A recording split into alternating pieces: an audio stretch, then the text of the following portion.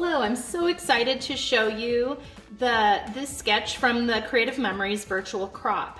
This is a super fun design with some circles, squares, rectangles, and it's a great layout. So here's my page that I used with the new Party Time Bright paper pack.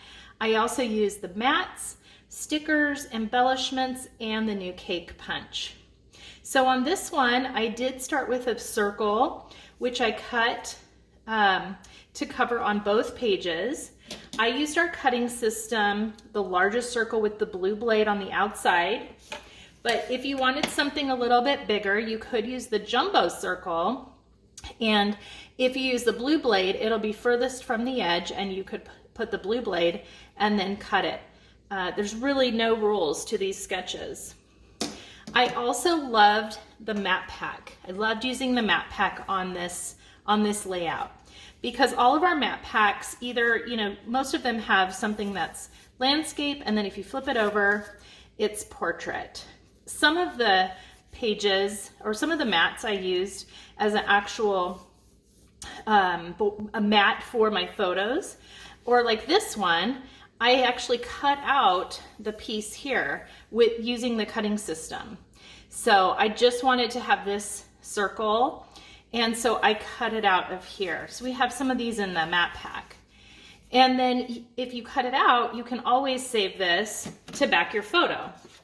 So you could back a photo with the remaining piece.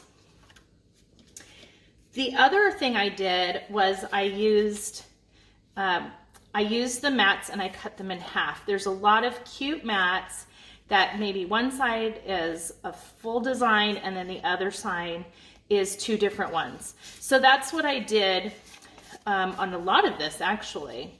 I love these mats because you really could just cut them apart and use either side. So I did cut these two apart. They were on two different mats. So I could use it kind of as a title and journaling. And then over here in these two, I used another small one, but I just used it to mat the photo. These larger mats were just full-size mats that I used, and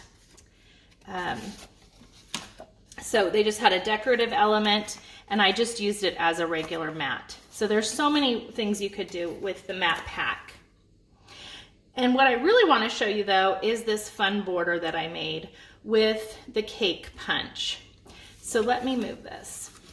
This is something that I learned last summer from my good friend, advisor Melissa Ullman.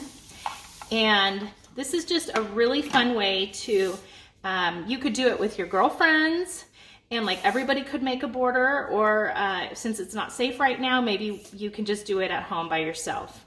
So the first thing that you want to do is you want to punch out a base border with a piece of cardstock. And you can use any color, and you want to just punch out the base. So we're going to do that right now. And if you were doing this with a group of friends, everyone would punch their own base.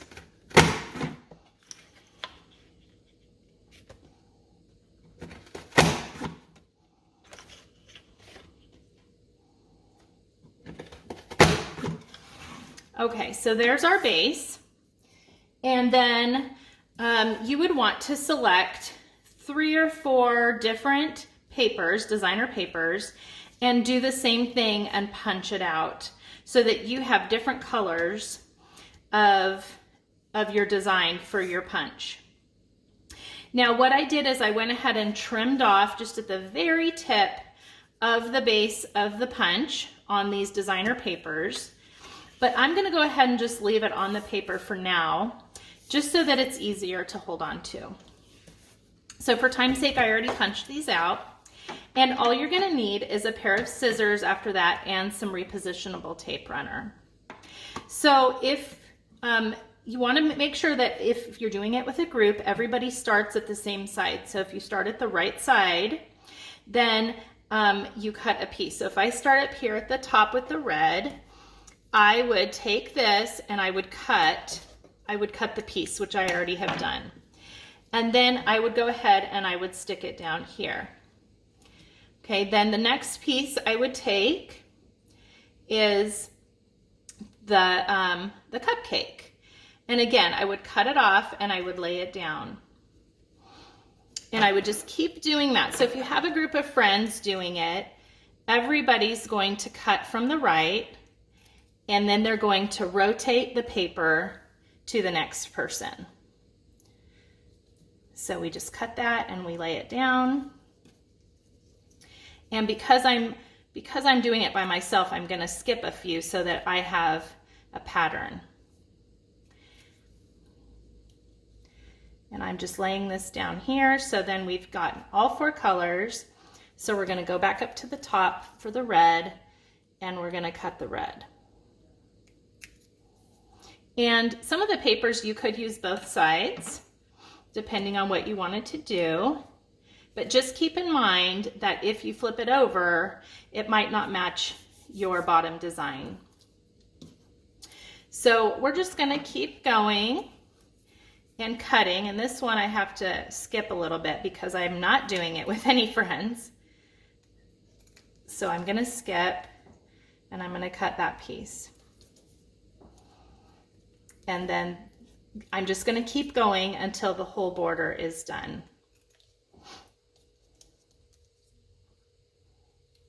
Now you can use the repositionable tape, and it'll make it really easy just to stick it down, or if you want, you can use foam squares.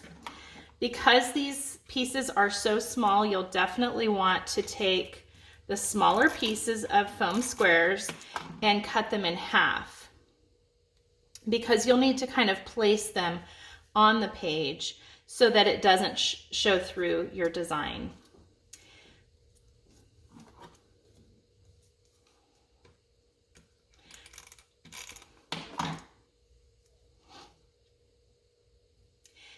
And I don't worry too much about anything that might be left at the bottom. Of course, you could just cut that piece off.